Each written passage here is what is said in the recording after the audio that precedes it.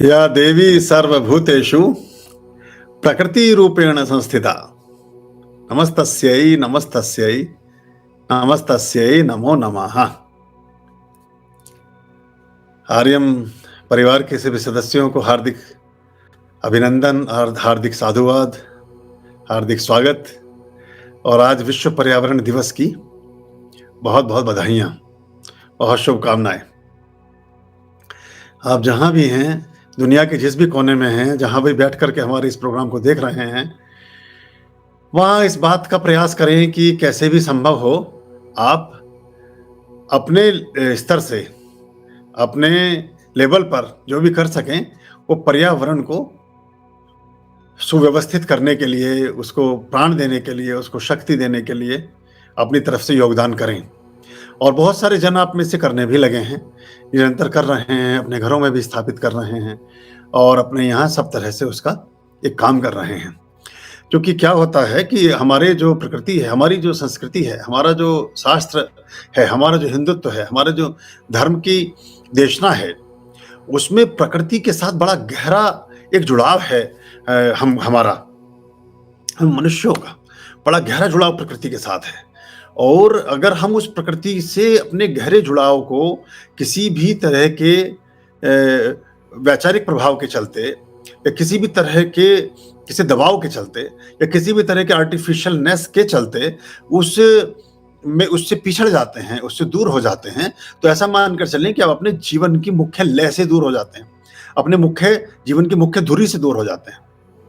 हमने अपने आश्रम में पिछले 6 सालों में लगभग 3000 के करीब पेड़ लगाए हैं। थोड़े ज़्यादा भी हो सकते हैं, कुछ उनमें से मर भी गए, जो चूंकि यहाँ ओला पाला पड़ता है, नवंबर से जनवरी फरवरी के बीच बहुत सर्दी के दिन होते हैं, माइनस में टेम्परेचर होता है, तो वो नहीं रह पाए, लेकिन काफ़ी हैं। उनमें से 100-200 मर भी गए होंगे, तो भी हैं। और लगभग 3000 पेड़ों का हमने इस वर्ष का एक उद्देश्य रखा है, जिनमें लगभग हम 300-400 पेड़ तक लगा भी चुके हैं और अगले 3 महीने में हमें इस टारगेट को पूर्ण करना है।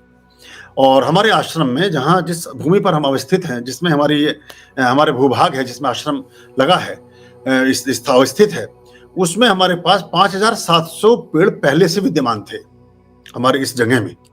और हमने लगभग इस टोटल लैंड में लगभग आप मान के चले कि 15 बीघा जमीन को प्रकृति के लिए ही समर्पित करके रखा है, कि 15 से 16 बीघा जमीन में, और अगर इसका भूभाग बढ़ गया तो ज्यादा कर देंगे इसको हम प्रकृति, इस पर्यावरण के लिए ही सुरक्षित रखेंगे। कई सारी चीजें यहाँ ऐसी थी जो जैसे बुरांस के बारे में था कि बुरांस यहाँ होता नहीं है। असल में हमें करना क्या होता है, जब हमारे पास पहले छोटी पौध आती हैं तो उन्हें हमें किसी सुरक्षित और संरक्षित स्थान पर रख करके उनका पोषण करना पड़ता है, उनको पालना पोसना पड़ता है। छोटे बच्चे की रक्षा करते हैं, ऐसे करना होता है। उसमें खाद का, पानी का, धूप का, हवा का, सबका ख्याल रखना पड़ता है। जब वो 2-1 साल में, 2-3 साल में यहाँ पनप करके ठीक हो जाते हैं, फिर हम उन्हें गमले में से निकाल करके या उस भूभाग से निकाल करके फिर मुख्य स्थान में ले जा करके वहाँ गड्ढा बना करके उसको हम इस तरह से करते हैं। ये बारिशें प्राय सभी स्थानों पर शुरू नहीं हुई हैं। जो शहरों में भी रहते हैं वो कोशिश करें कि माली वाली सब जगह मिल जाते हैं, ना भी कोई माली मिले, छोटी सी खुरपी ले लो 30-40 रुपए की, एक छोटा सा गड्ढा बना के छोड़ दो 1 बाई 1 का। ये तो कसरत अच्छी हो जाएगी, आपकी एक एक्सरसाइज हो जाएगी। सवेरे सवेरे 5 बजे चले जाओ और गड्ढे छोटे छोटे गड्ढे बना करके छोड़ दो।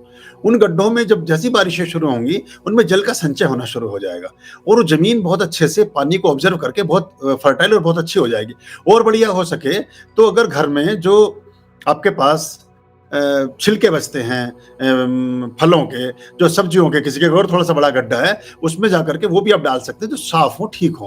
वो अपने आप में खाद का रूप ले लेंगे और फिर 15 दिन बाद में आप उसी में एक अच्छी सी पौध लेकर के कहीं से कोई लगा दें ऐसी, और कोशिश करें कि वो थोड़ी सी संरक्षा में हो। क्योंकि अभी मैं, जैसे आज पर्यावरण दिवस था, आज एक पौधा लिया हाथ में, जमीन में लगाते हुए फोटोग्राफ्स का बड़ा चलन एक आम हो गया है, लेकिन उसके बाद हम उसको भूल जाते हैं, उसके 10 मिनट बाद भी उसको भूल जाते हैं। यहाँ से दोष प्रारंभ होता है। जैसे मैं हमेशा कहता हूं कि आपको नदियों को साफ नहीं करना है, नदियों को गंदा करना बंद कर दीजिए।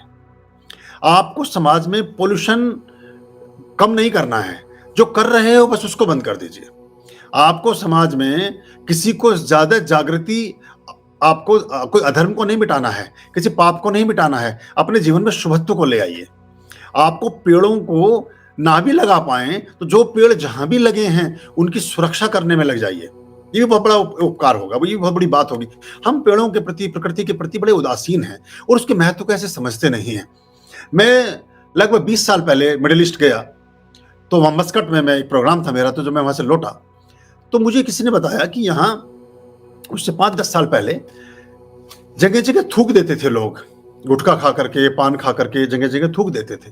तो एक लिफ्ट में किसी ने थूक दिया था, तो वहाँ के जो वो सुल्तान थे, जो वहाँ के शेख थे, जो भी उसके वहाँ के राष्ट्रपति और प्रधानमंत्री के इक्वल अपनी एक पावर रखते हैं, वो जब उस लिफ्ट में उन्होंने यात्रा की, तो उन्होंने पूछा कि ये किसने किया है?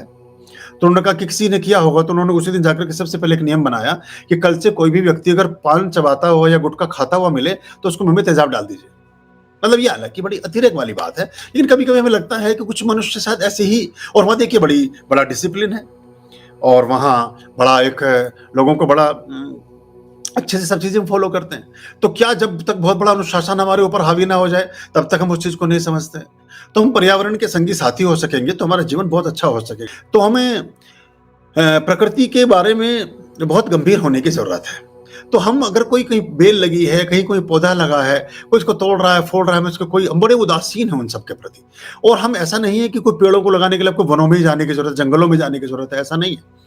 आप अपने आस-पास भी उसको कर सकते हैं।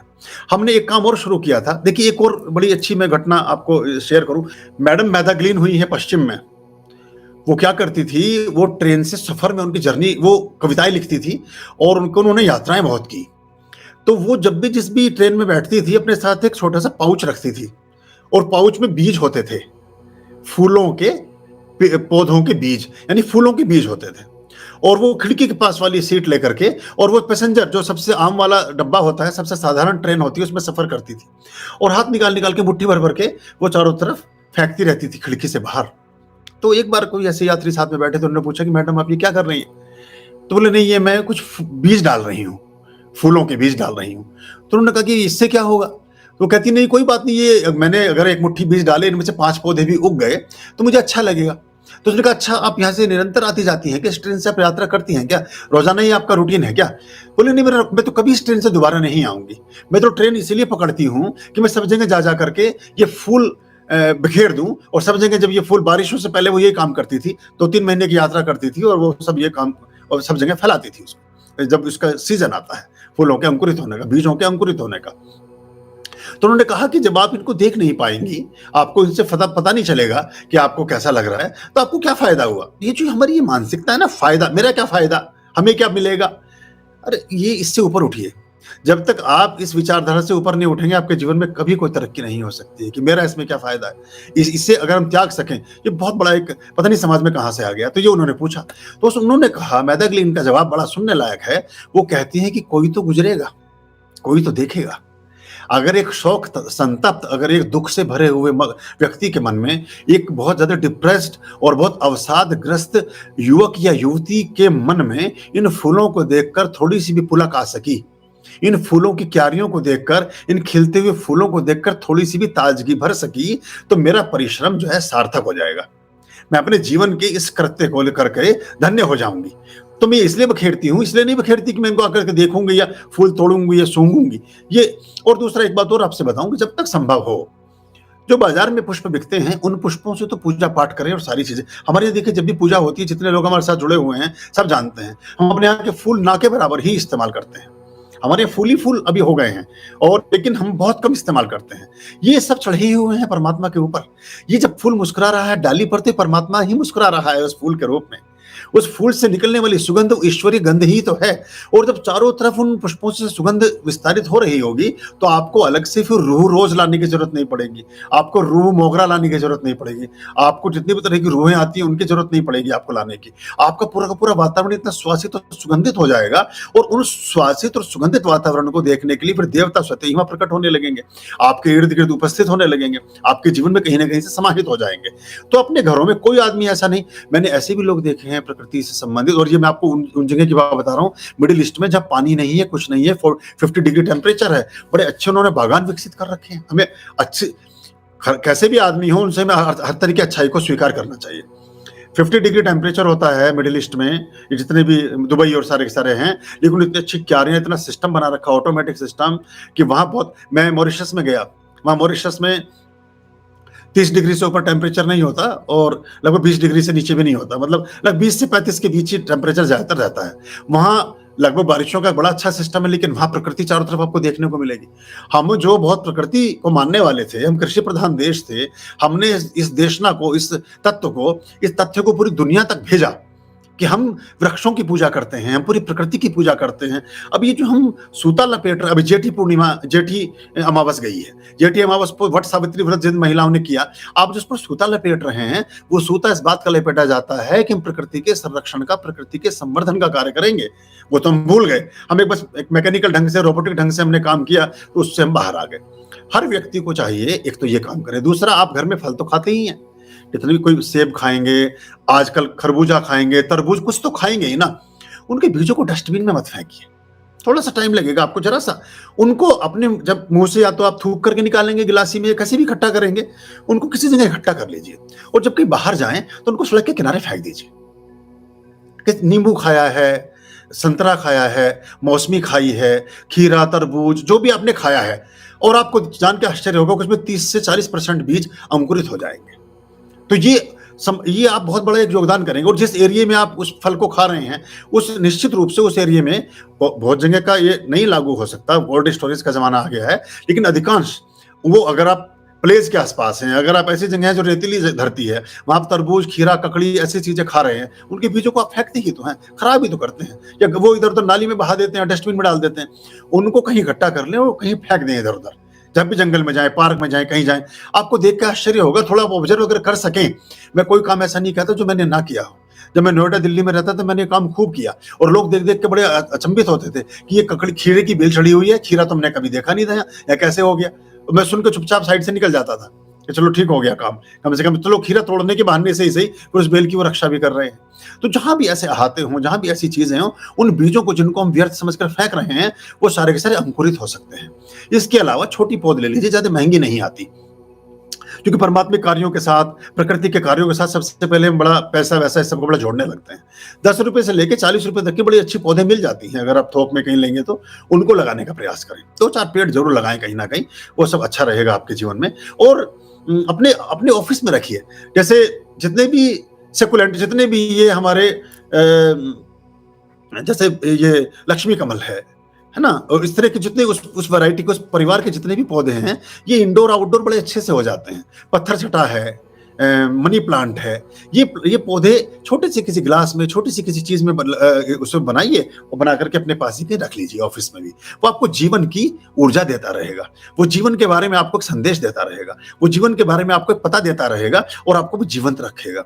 और आपको एक टोटका और बताता हूँ बड़ा अच्छा, कि कभी कभी उस पौधे से आप अपनी बात कर सकते हैं। देखिए, एक हकीम हुआ है लुकमान हकीम ने 1000 तरह की यूनानी दवाइयों का आविष्कार किया, और एक भी लेबोरेटरी नहीं थी, एक भी प्रयोगशाला नहीं थी, कोई ऐसा तरीका नहीं था जहां जाकर के पता लग सके कि ये दवाई किस मर्ज में काम आएगी। और हकीम लुकमान ने अपनी ऑटोबायोग्राफी में लिखा, जो उसने आत्मकथा अपनी लिखी, जीवनी, उसमें लिखा कि मैं पौधे के पास बैठता था और उसे प्रणाम करके ये पूछता था कि हे पौधे, तू ये बता किस मर्ज में काम आएगा। और मेरे कान में एक आवाज आती थी, कहीं से मुझे ऐसी इंट्यूशन आती थी, और मैं उस बीमारी में उस पौधे का इस्तेमाल करता था, और मरीज ठीक हो जाता था।